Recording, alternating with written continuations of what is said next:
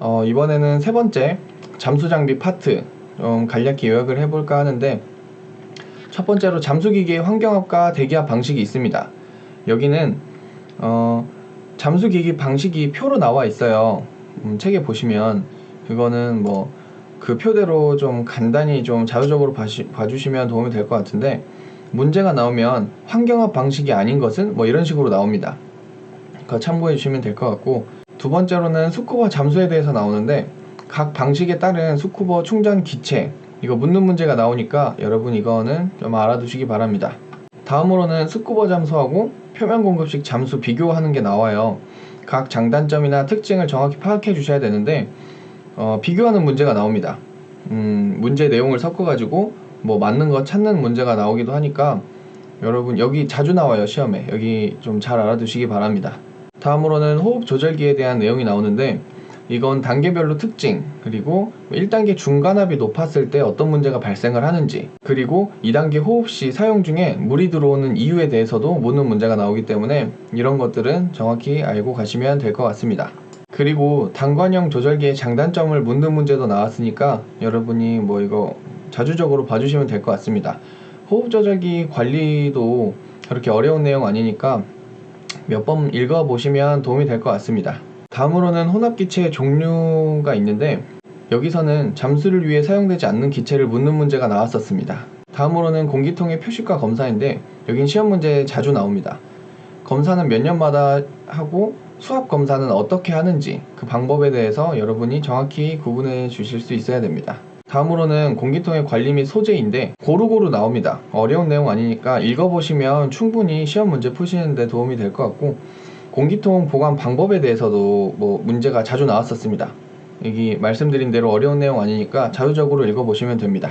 다이빙 칼은 특징 알아두시면 시험 보시는데 큰 문제 없습니다. 다음으로는 물안경인데, 예전에는 물안경의 선택이나 보관 방법이 좀 자주 나왔어요. 근데 시험의 회차가 거듭될수록 착용법이나 서리 예방까지도 묻는 문제가 나오기 때문에 고루고루 여러분이 좀 알아두셔야 될 것 같습니다. 스노클은 가볍게 읽고 넘어가시면 됩니다. 부력 조절기는 용도에 대해서 묻는 문제가 나왔는데, 여러분이 그것만 좀 파악해 주셔도 시험 문제 푸시는데 큰 어려움 없을 것 같습니다. 수중 나침반은 가볍게 읽고 기출문제를 더 풀어보시는 게 더 도움이 될 것 같습니다. 다음으로는 잠수 헬멧과 밴드 마스크에 대한 내용인데, 기체 요구량하고 표면 공급 요구 압력, 그리고 비상기체통의 사용 수심, 그리고 제일 중요한 게 역지 밸브 관련한 내용이 시험에 자주 나옵니다. 헷갈리지 않게 여러분이 이거는 꼭 알고 가셔야 된다는 거. 생명줄은 여기도 시험에 자주 나오는데, 종류와 역할, 그리고 통화용 전선에 대한 내용도 여러분이 알아두시면 시험 문제 푸시는데 큰 어려움 없을 것 같습니다. 수중통화기에서는 그 특성하고 주신호에 대한 내용이 시험에 자주 나오니까 그 부분 정확히 파악해 주시기 바랍니다. 잠수복에서는 관리 방법이 중점적으로 시험에 나왔었습니다. 기체 압축기는 선택시 고려사항에 대해서만 좀 자주적으로 나왔던 것 같고, 가끔씩은 표면 공급식 잠수에 사용되는 기체 압축기는 반드시 호흡용을 사용해야 하나, 이런 문제도 나왔었던 것 같습니다. 기체 압축기의 중요사항인데, 여기는 전기식과 기관식으로 나눠집니다. 각 특징 비교해서 찾는 문제 나오니까 알아두시고, 압축기 흡입구 설치 방법도 물어봐요. 그 부분도 여러분이 내용 숙지해 주시면 문제 푸시는데 큰 어려움 없을 것 같습니다. 기체 공급 압력과 기체량에서는 공기통과 제압 체인버, 그리고 공기 호스에 대해서 나오는데, 검사 주기가 각각 다릅니다. 그래서 묻는 문제가 나오면 헷갈릴 수 있으니까 정확히 구분해서 좀 외워주셔야 될 것 같습니다.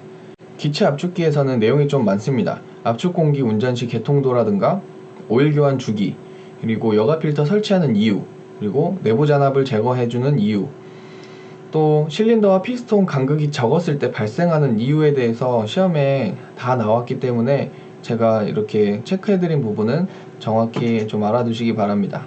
제압실 내용은 그 용도와 압력시험 주기에 대한 내용이 시험에 자주적으로 나오니까 이 부분 알아두시기 바랍니다. 체인버의 기체 표시와 도색, 이 내용은 산소, 공기의 배관에 따른 도색이 나왔었는데, 회차가 거듭될수록 배관색을 묻는 문제도 나오니까 여러분이 참고해서 좀 외워주시면 도움이 될 것 같습니다. 제압실의 안전수칙은 내용이 조금 있더라도 어려운 내용이 아니니까 자주적으로 읽어보시길 좀 권유드립니다. 잠수 조정 장치에서는 뭐 그렇게 자주적으로 나온 내용은 없었는데 가끔 뭐 수심 측정 호스의 위치에 대해서 묻는 문제가 나왔으니까 여러분이 이거는 꼭 알고 가셔야 될 것 같습니다. 잠수종, 여기는 뭐 특징과 구성에 대해서 묻는 문제가 종종 나오니까 이 부분 알아두시기 바라고, 여기까지 잠수 장비 파트에 대해서 좀 간략히 요약을 해봤는데 더 궁금한 내용이 있거나 잘못된 부분이 있으면 댓글로 남겨주시기 바랍니다.